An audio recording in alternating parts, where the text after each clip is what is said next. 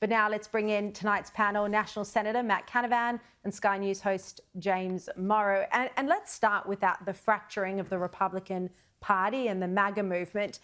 Matt, this is exposing the very real ideological differences in the MAGA movement, isn't it?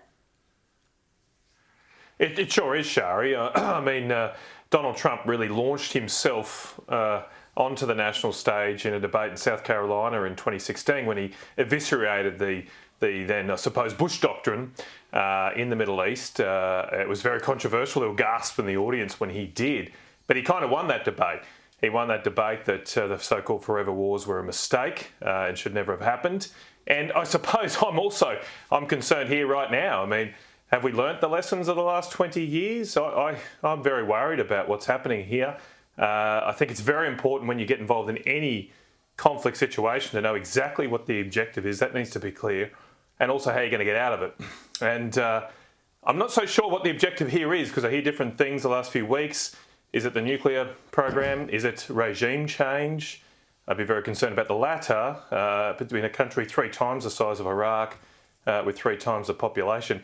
It hasn't worked very well to date. The last 20 years, and I think that's something that the debate needs to take into consideration here, whenever the US has intervened in the Middle East, in North Africa, it's usually made things worse. So I just think it is good to pause here. I hope the President is considering all of these things very deeply because it has huge implications for the world.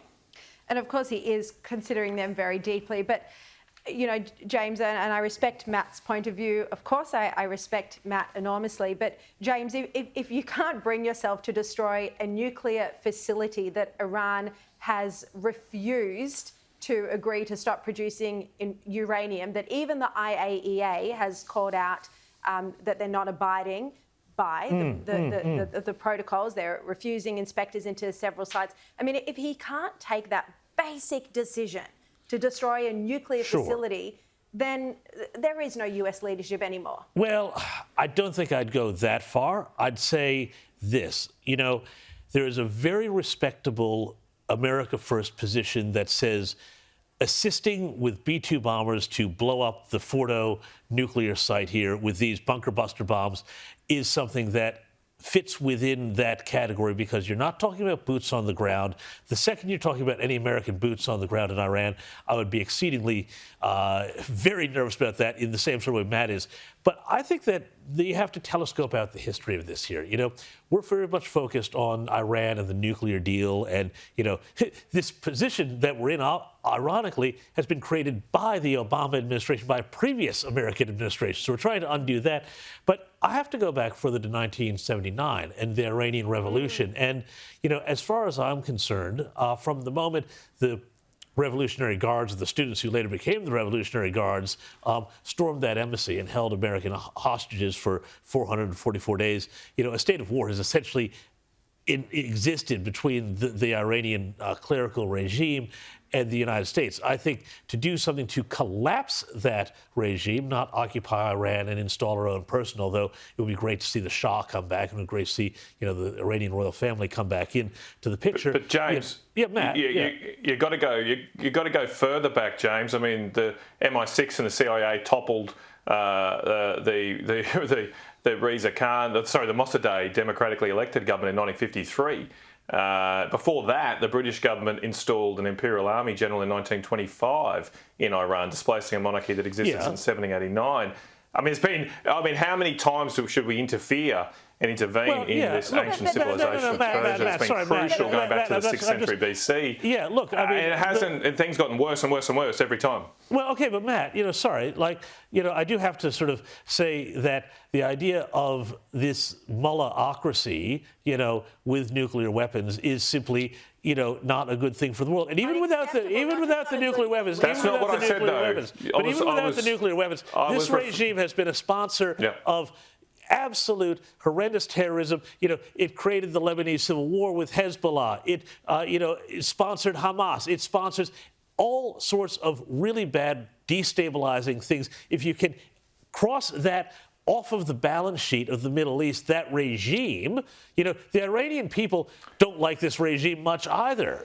So this isn't like an Iraq situation where Iraq, had nothing to do with 9/11 and did not have WMDs, and that was, we were lied into that war. And, I totally acknowledge that, and that was a mistake. But we can't let that mistake, and it was a terrible mistake of the West, to then say we will never go and assist in any sort of promotion of our own ends again. And that's where I differ from the strong America firsters. I think that this sort of foreign policy is perfectly within that agenda. You're not talking about the road to Tehran or anything like that. No. You're just talking about blowing up a facility and going away. Exactly, and just to have the final say on that. I mean, America first has got to mean putting America first, which means not letting America's greatest enemy in Iran have a nuclear weapon.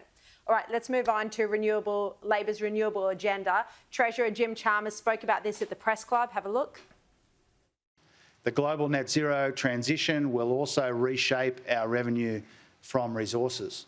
Now, this evolution in our revenue base is one of the reasons tax reform is so crucial to budget sustainability, on top of restraining spending, finding savings, and working on longer-term spending pressures. All right, Matt, I know you're fired up about this, and it does sound like net zero could be more expensive than we have been told. Absolutely right, Sharri. This is a shocking admission from the Treasurer that we're really hearing for the first time officially. Unofficially, and myself have been pointing out the fact that net zero is going to cost Australia a fortune, particularly given our second and third biggest exports are fossil fuels. But what we've seen from the government to date, until this shocking admission, is that somehow, no, that's okay, they say, because we're going to become a green energy export superpower, and primarily with something called hydrogen. Sometimes there's an idea we'll export solar power through the Northern Territory as well, these crazy ideas. And the idea, I suppose, or the assumption has been that, well, those income streams, those export revenues will just simply replace, they may even grow further than what we export from coal and gas. But the Treasurer has just admitted that actually pursuing net zero is going to come at a major cost to the federal budget. And then the other thing that he sort of slipped in there was, it's sort of cute, isn't it, Sharri, when they say tax reform. Mm-hmm. Whenever they hear the word tax reform, that means tax increases. Because he said we need tax reform to increase the sustainability of the budget. That means he wants more revenue. He wants more taxes from you. Yeah. And it would be nice if politicians just said what they mean sometimes. I know. And clearly what the Treasurer means right now is to increase your taxes. Indeed, there's a lot of tax hikes disguised as reform. Let's turn to the breaking news this afternoon that a SpaceX rocket exploded during routine testing, and it doesn't look like Elon Musk has commented yet. Maybe we can have a look at that vision as we're chatting. James, what is SpaceX saying about this? Well, all I've seen from them is basically a statement saying something went really wrong, and we are investigating what went wrong here. Now, this is a huge economic catastrophe. Luckily, I believe there was no, SpaceX has said there's been no loss of life, no casualties, saying everybody stay away from the area while we figure out what went wrong. Obviously, this is a terrible disaster, but, on the other hand, Elon Musk, I think, has a good sort of message about these sort of failures. He says, you learn from what mistakes you make and you keep going and you accept that these things are going to happen. And without casualty, that's great. Space exploration is going to be a dangerous business, but I am one of those people who actually think space exploration is also, a good idea, just from a technological, scientific, and humanity point of view. No, indeed, I think it is as well. And just finally, before we go, highly embarrassing story in The Australian today about a senior editor at the Sydney Morning Herald, David King. He was on a conference call with journalists when he started stripping off. Matt, this was probably understandable in the COVID era, but hasn't everyone learned now to deal with their cameras? Well, far be it for me to cast a first tone here, Sharri. I regularly don't forget to unmute my mic even after all these years. Hopefully I'll never do anything as embarrassing as this. It is very embarrassing, of course. He was going on a workout though, so hopefully if it ever happens again, he'll be in much better shape for everyone. There you go, all right. Matt Canavan, James Morrow, good to see you both.